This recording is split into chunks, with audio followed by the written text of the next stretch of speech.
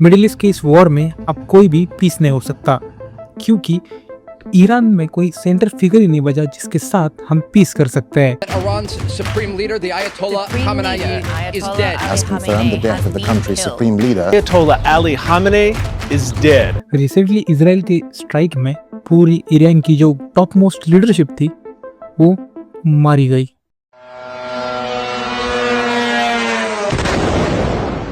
और अब ये वॉर ईरान के 13 जो मोस्ट टॉप मेजर्स है या मिलिट्री पर्सनल लीडर्स है वो लड़ रहे हैं अपने अपने तरीके से।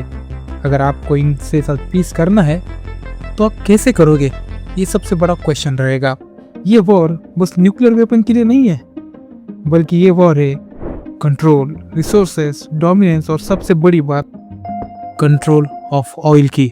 और अगर हमें इस वॉर को अच्छे से समझना है तो इसको हमें 20th सेंचुरी में जाके देखना पड़ेगा। मानव इतिहास की सबसे पुरानी सिविलाइजेशन, उसके बाद एलेक्जेंडर द ग्रेट और उसके बाद द किंगडम ऑफ पर्शिया यानी ईरान। ईरान मतलब इस्लामिक रिपब्लिक ऑफ ईरान। अगर असली जियोपॉलिटिक्स का गेम समझना है तो वो इतिहास में नहीं मिलेगा, वो मिलेगा आपको वर्ल्ड वॉर 2 के बाद, जब सच में कोल्ड वॉर स्टार्ट हुई थी।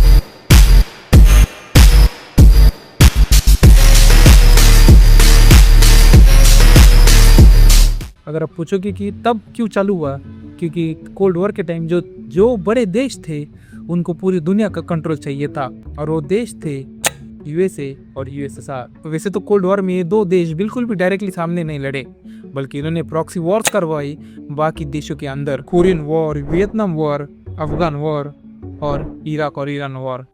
वर्ल्ड वॉर 2 के बाद ईरान अचानक से जियोपॉलिटिक्स का एक बहुत बड़ा सेंटर या इम्पोर्टेंट पार्ट बन गया था, क्योंकि उसकी लोकेशन ही इतनी इम्पोर्टेंट थी। ईरान की लोकेशन एक ऐसा लोकेशन था मैप पे जो पूरे मिडिल ईस्ट को कंट्रोल करने की ताकत रखती है। जैसे ईरान आज अपने पूरे लोकेशन का फायदा उठाते हुए पूरे मिडिल ईस्ट में मिसाइल डाल रहा है, और इसका एक ईरान का इसके पीछे एक प्लान है।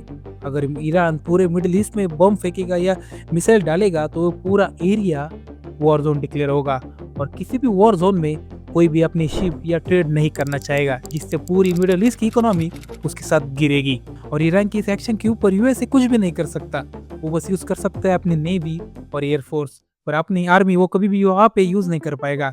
अगर यूएस ने अपने बुट्स ईरान में रखने ही चाहे तो एक डेडली मिशन होगा, क्योंकि ईरान अफगानिस्तान की जैसा पूरे माउंटेन से घिरा हुआ है। अगर यूएस को अपने बुट्स वहाँ पे चाहिए तो वो बाय रोड कभी भी नहीं भेज पाएगा, उसको बाय एयर ही उसको भेजना पड़ेगा। अगर बाय एयर भेजते हैं तो कितना कैजुअलिटी होगा लैंडिंग के समय वो कोई नहीं बता सकता। और दुनिया के लिए ईरान इसलिए इम्पोर्टेंट है क्योंकि ईरान के पास one of the biggest oil reserve है, और इसी वजह से कोल्ड वॉर के time global powers specially USA और यूएसएसआर अपना इन्फ्लुएंस ईरान में चाहते थे। 1950s में ईरान के प्राइम मिनिस्टर मोहम्मद मजाक ने एक बोल्ड डिसीजन लिया कि जो ईरान का ऑयल है वो ईरान का ही रहेगा। यानी उस टाइम पे जो ईरान का ऑयल था उस पर पूरा कंट्रोल फॉरेन कंपनीज का था। प्राइम मिनिस्टर ने ईरान की जितनी भी ऑयल इंडस्ट्री थी उसको नेशनलाइज कर दिया, और ये डिसीजन वेस्टर्न कंट्रीज को बिल्कुल भी पसंद नहीं आया, और इसीलिए 1953 में वेस्टर्न इंटेलिजेंस के सपोर्ट के साथ ईरान में कू करा गया।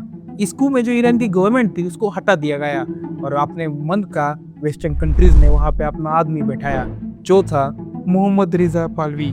मोहम्मद रिजा पाहलवी को ईरान का हेड बना दिया। वहाँ पे मोनार्ची एस्टेब्लिश की गई जिसे ईरान का शाह भी कहा जाता था, और इसी शाह में 1960s और 1970s में ईरान का रैपिड मॉडर्नाइजेशन किया। पर ईरान में मोनार्ची होने के कारण वहाँ पे पॉलिटिकल फ्रीडम बहुत कम था, और लोगों को यही पे मौका मिला रेजिस्टेंस करने का। लोग पूरे तरीके से फ्रस्ट्रेट हो गए, वहाँ पे उन्होंने प्रोटेस्ट करना स्टार्ट कर दिया। जो एक छोटा प्रोटेस्ट लग रहा था वही जाके बहुत बड़ा रेवोल्यूशन बना, जिसे बाद में जाके ईरानियन रेवोल्यूशन कहा गया। और देखते ही देखते ईरान की पूरी मोनार्ची कोलैप्स हो गई, शाह को देश छोड़ के भागना पड़ा, और उसी समय एक्सेल में रह रहे रिलीजियस लीडर आयतुल्लाह खमेनी की एंट्री हुई ईरान में। और यही एंट्री, यही मूवमेंट ईरान की हिस्ट्री को पूरी तरीके से चेंज कर देता है।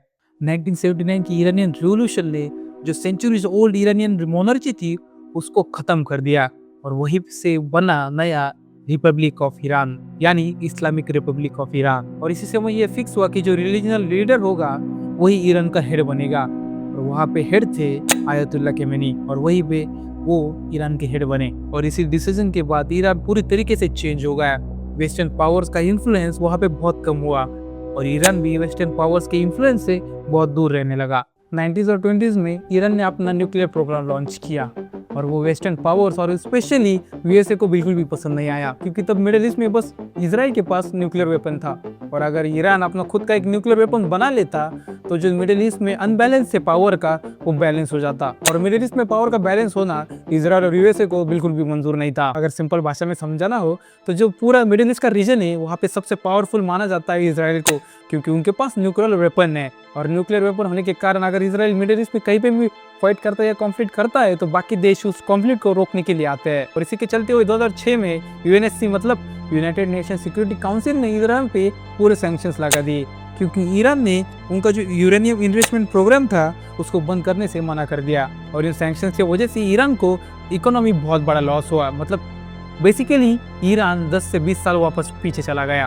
आगे चल के 2015 में वर्ल्ड पावर ने पूरे ईरान के साथ एक कॉन्ट्रैक्ट किया, जिसमें ईरान ने ये साइन किया कि वो अपना जो न्यूक्लियर प्रोग्राम है उसको लिमिट करेगा और इसके बदले में पूरी दुनिया ये ईरान के ऊपर के जितने भी सैंक्शंस है वो सैंक्शंस हटा देगी। कुछ साल पहले ट्रंप ने यूएसए को इस डील से विड्रॉ कर लिया। ट्रंप ने कैंसिल की हुई डील और आज का कॉन्फ्लिक्ट के बीच में बहुत सारे ऐसे अटेम्प्ट हुए जहाँ पे ईरान के साइंटिस्ट को मार दिया गया। उनका जो न्यूक्लियर प्रोग्राम था उसको रोकने की पूरी कोशिश की गई। इसी को चलते हुए इजराइल ने ईरान के जो न्यूक्लियर फैसिलिटीज थी उसके ऊपर स्ट्राइक करके वो पूरी फैसिलिटी को बर्बाद कर दिया, जिससे पूरा ये कॉन्फ्लिक्ट था वो एस्केलेट हो गया और एक वॉर में चेंज हो गया, जिसमें यूएसए की भी एंट्री हुई, इजराइल की भी और बाकी देशों की भी। अगर हम इस कॉन्फ्लिक्ट को एक वाइडर व्यू में देखें तो ये कॉन्फ्लिक्ट चाइना के लिए एक बहुत बड़ी प्रॉब्लम खड़ी करता है। यूएसए जिसकी मिडिल ईस्ट में अपने मिलिट्री बेसिस से, उस बेसिस के बीच में चाइना का एक पार्टनर था उस रीजन में, वो जो था ईरान, जो चाइना के लिए यूएसए को चाइना से दूर दूसरी साइड पे दुनिया के एंगेज रखता था। तो चाइना इस कॉन्फ्लिक्ट से समझ चुका है कि वो कितना भी सॉफ्ट पावर खेल ले और वो यूएसए जैसा हार्ड पावर कभी भी क्रिएट नहीं कर पाएगा। क्योंकि मैंने जैसे रील में कहा मेरे पिछले वाले कि यूएसए जब चाहे जहाँ चाहे कहीं भी स्ट्राइक कर सकता है, किसी भी देश का प्राइम मिनिस्टर या प्रेसिडेंट को रातों रात उठवा सकता है, वैसे चाइना बिल्कुल भी नहीं कर सकता। ईरान वॉर से कभी भी किसी का बेनिफिट नहीं होगा। ये एक नेवर एंडिंग वॉर है। वो अभी के लिए पीस होगा और बाद में जाके कुछ ना कुछ एक्सकेलेट होगा और ये वॉर में वापस से बदल जाएगा। इस कॉन्फ्लिक्ट से तो अगर समझ आया, अगर तुम वर्ल्ड लीडर्स या वर्ल्ड पावर जो है उनके खिलाफ जाओगे तो तुम्हारे साथ क्या होगा। तुम उससे रेजिस्टेंस कर सकते हो और उनके लड़ने के लिए नुकसान तुम्हारा ही होगा, जैसे रशिया यूक्रेन हो या आज यूएसए ईरान हो। कौन कितना प्रेशर में आता है, कौन प्रेशर में आके क्या रिएक्ट करता है, या कौन अपने लोगों की फिक्र करके लोगों के लिए क्या काम करता है।